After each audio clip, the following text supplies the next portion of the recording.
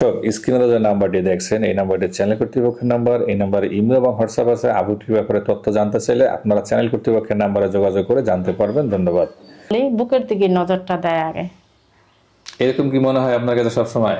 মনে হয় না, আমি রাস্তাঘাটে হাঁটি তো দেখি, অনুভবটা এরকমই হয় আর কি, যারা এরকমই করে।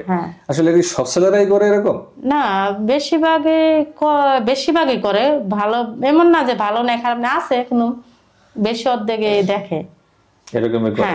তো সেক্ষেত্রে মেয়েদের কিভাবে চলাচল করা উচিত? ওইভাবে আমি মনে করি মেয়েরা ভালোভাবে, পর্দাভাবে, সুন্দরভাবে, ভদ্রভাবে চলাটাই ভালো। আপনি কিভাবে চলাফেরা করেন? আমি আপনাদের দোয়া, আমি পর্দাভাবে, বোরখা পইরা, মাস্ক লাগায়া, মাথায় কাপড় দিয়া, ভদ্রভাবে মাথা নিচু করে চলি।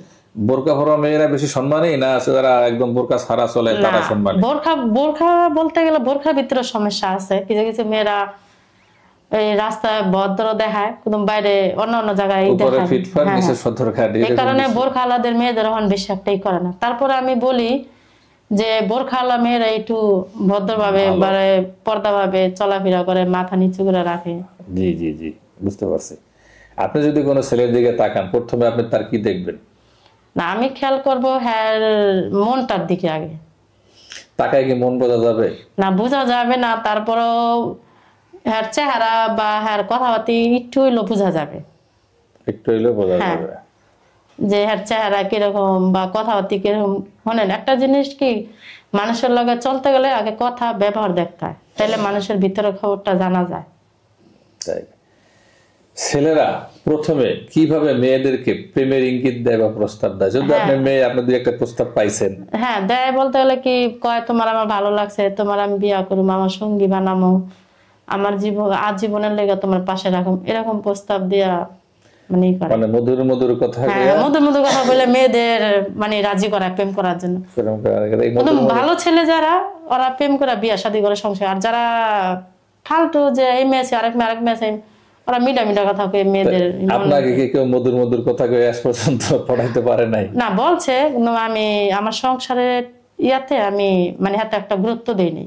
মানে কখন যে বয়স 28 হয়ে গেছে অনুমান করতে পারেন নাই? না, এত একটা করি নাই। কিসের জন্য? সংসারে বড় মেয়ে, সংসার আমারই দেখতে হয়, আমারই সব করতে হয়। এই জন্য আমি মানে প্রেম এত একটা করতে যাইনি। মানে ওইদিকে মন মানসিকতা নেওয়ার মতো কোনো উপায় ছিল না। তারপরেও আমি আল্লাহর কাছে কই যে আমার একটা ভালো হোক বা ভদ্র হোক বা টাকা হোক, যাই হোক, যেন আমার পরিবারে বা আমার যদি এইভাবে রাখতে পারে, তাহলে আমি ওটাতে কোনো আমার আপত্তি নেই।